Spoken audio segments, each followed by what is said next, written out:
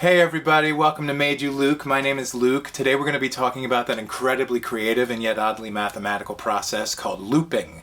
Whether you're a new guitarist or you've even been playing for a while, you'll know that looping is a whole new ball game, and you might need some help navigating through the clutter out there. There's a lot to deal with.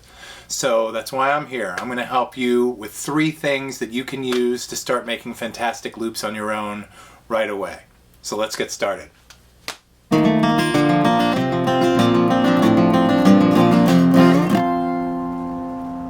So the first thing that you're going to need, now don't roll your eyes at me, is a loop pedal, obviously.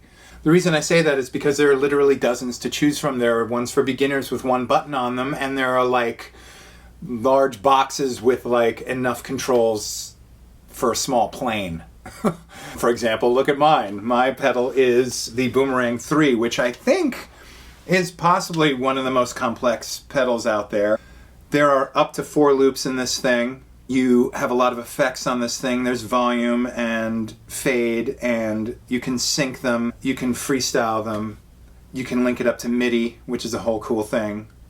It's an amazing pedal. However, if you're a beginner, I would not recommend this pedal for you. It's a lot to deal with. In fact, for myself even, it took me a lot of time to get used to this thing and figure it out for myself. It's its own instrument. Looping is its own instrument. So you kind of have to get used to that. So you should take in the price of the pedal. You should take in how complex the pedal is. And you should take into account, honestly, be honest with yourself, how good of a guitarist you are. If you're just kind of starting out with the guitar, you should really be honest about that and get something that's not too overwhelming. No matter how complex these pedals get, though, they all have the same basic function, which is to record your guitar and play it back for you so that you can jam with yourself.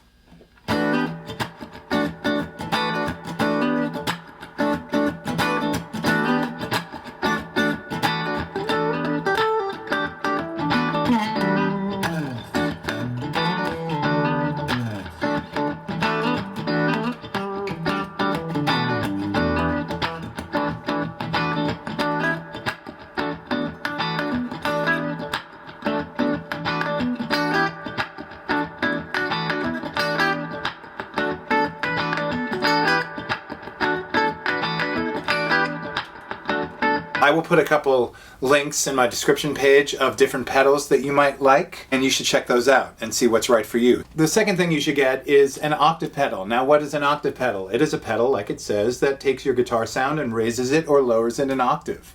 Sometimes 2 octaves. Sometimes at the same time. Right off the bat, you're going to need that because you can play a bass line, which is huge. So for a loop, getting a nice bass line in there is a really beneficial thing. So what do I use? I have a Pog 2. It's by Electro Harmonics. It raises and lowers the octaves together or separately. It has a couple effects on there. I use it all the time. You can make your guitar sound like a bass. You can make your guitar sound like a cello. You can make your guitar sound like a trumpet. It's a pretty amazing pedal. You can get it for like $200 on Reverb. Here's an example of the octave pedal in action. So here's what your guitar sounds like by itself.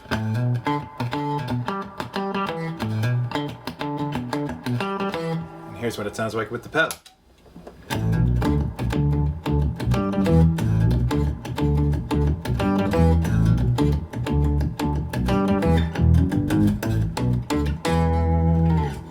So you can see the difference there is pretty amazing. And like I did last time, I will put some links in my description page for different octave pedals that I recommend. Now, the third thing you're going to need is a drum pedal, not drum machine. A drum machine is a whole other thing. If you play with a drum machine, you go for it. I'm actually recommending a drum pedal. Now, a drum pedal is a pedal that you play with your feet while you're playing guitar. This is a pretty new and relatively limited area, but it's huge. I think it's amazing. There's a couple that I recommend. The first one's called a Beat Buddy, which is like a pre-programmed pedal that you press a button and it'll give you like a swing beat or a funk beat, and you can play that and you can play back with it. Or you can use this. Now, I have what's called a strum. I love this pedal. It turns your guitar into a drum, literally. You press on it and the top strings of your guitar sound like a kick drum, and the bottom strings on your guitar sound like a snare drum, and you create your own drum beat that way. So you can literally create your own drum beats from scratch on your guitar. Now, I don't think there's any other pedal like that. In fact, I'm thinking of doing a separate video for this pedal by itself because I freaking love this pedal. It's by Digitech. It's about $150, and it's amazing. So here's an example of the strum in action. I've been actually listening to drummers to emulate different beats. I mean, it's expanded my musical language. No joke, it's an amazing pedal. So let's see what we can do with this.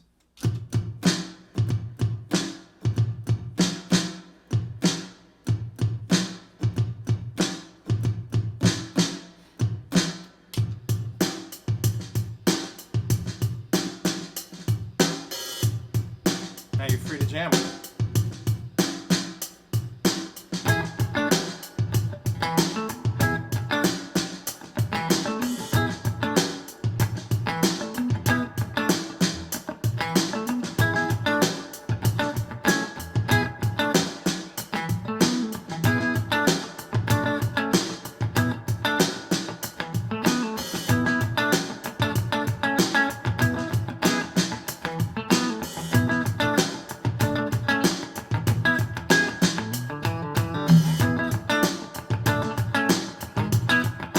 So you have these three things. You have a loop pedal, you have an octave pedal, which can help you create a bass line, and you have a drum pedal. So with those three things, you immediately have a rhythm section for you to work off of. Like right off the bat, and you haven't even played guitar yet, really. Now you put a little rhythm guitar on there, and suddenly you have a three-piece band playing back at you that you can do pretty much unlimited stuff with. So I'll show you what I'm talking about. I'll give you an idea of a drum beat, and I'll give you a bass line, and I'll loop those two things together.